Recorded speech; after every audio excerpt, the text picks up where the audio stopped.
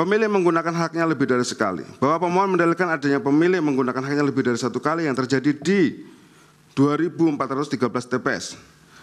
Sumbernya dari Bawaslu. Bahwa data di atas masih sangat umum dan tidak jelas baik waktu maupun lokasi TPS yang spesifik ada permasalahan yang seperti disampaikan oleh pemohon.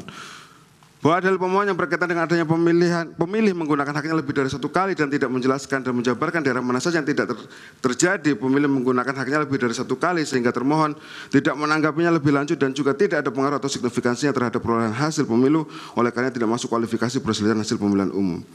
Surat suara yang sudah tercoblos. Bahwa pemohon mendalilkan adanya surat suara yang tercoblos pada pasangan calon nomor 2 ada di Provinsi Jawa Barat.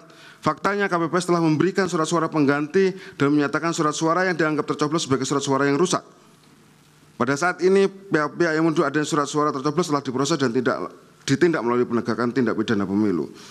Bahwa peristiwa dugaan surat suara tercoblos di Provinsi Jawa Barat adalah dalil yang tidak jelas karena tidak menyebutkan di TPS mana atau desa kelurahan mana. Namun demikian jika peristiwa yang dimaksud oleh pemohon tersebut terjadi di Provinsi Jawa Barat maka telah dilayani dan surat suara yang diduga tercoblos telah dianggap sebagai surat suara yang rusak. Penghitungan dilakukan sebelum waktu pemungutan selesai. Pemohon menyatakan penghitungan dilakukan sebelum waktu pemungutan selesai merupakan dalil yang tidak jelas dan tidak berdasar menurut hukum karena pemohon tidak spesifik menyebutkan lokus dan tempus atas kejadian inkasu. Pemohon kemudian membangun narasi seolah-olah tindakan termohon yang melakukan penghitungan dilakukan sebelum waktu pemungutan selesai telah dikonfirmasi oleh Bawaslu. Faktanya termohon tidak pernah mendapatkan rekomendasi untuk melaksanakan pemungutan suara ulang sebagaimana dalil atau tuduhan tersebut yang disampaikan oleh pemohon. Maka terhadap dalil pemohon haruslah ditolak. Kelompok penyelenggara pemungutan suara tidak memberikan hasil salinan.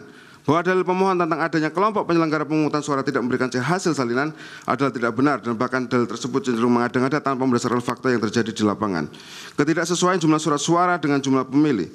Bahwa dalil pemohon tentang adanya ketidaksesuaian jumlah surat suara dengan jumlah pemilih adalah tidak benar dan bahkan dalil tersebut cenderung mengada-ngada tanpa berdasarkan fakta yang terjadi di lapangan. Permasalahan Sirekap. Bahwa dalil pemohon yang mendalilkan adanya kecurangan yang dilakukan oleh termohon melalui sistem IT dan Sirekap adalah tidak benar. Keputusan KPU nomor 66 tahun 2024 menyatakan bahwa Sirekap adalah perangkat aplikasi berbasis teknologi informasi sebagai sarana publikasi hasil penghitungan suara dan proses rekapitulasi hasil penghitungan suara serta alat bantu dalam pelaksanaan hasil penghitungan suara pemilu.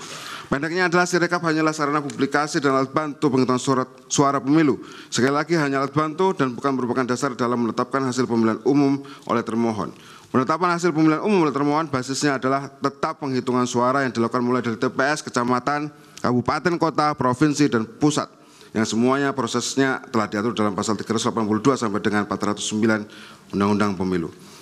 Bahwa selanjutnya termohon menolak segenap dalil, pernyataan, dan argumentasi pemohon yang terbuat dalam permohonan aku untuk selain dan selebihnya.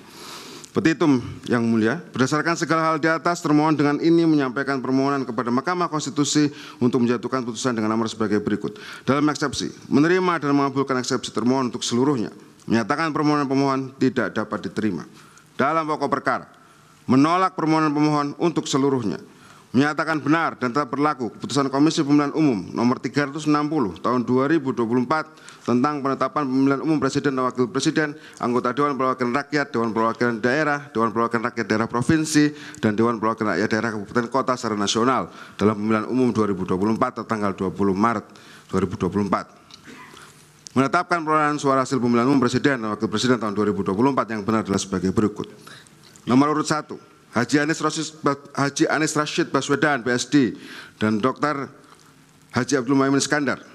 Perolehan suaranya 40.971.906. Nomor urut 2, Haji Prabowo Subianto dan Gibran Rakabuming Raka. Perolehan suaranya 96.214.691. Nomor urut 3, Haji Ganjar Pranowo dan Profesor Dr. Haji Mahfud MD. Perolehan suaranya 27.040.878. Total suara sah 164.227.447 atau 475. Atau apabila Mahkamah Konstitusi berpendapat lain, mohon putusan yang seadil-adilnya. Terima kasih Yang Mulia.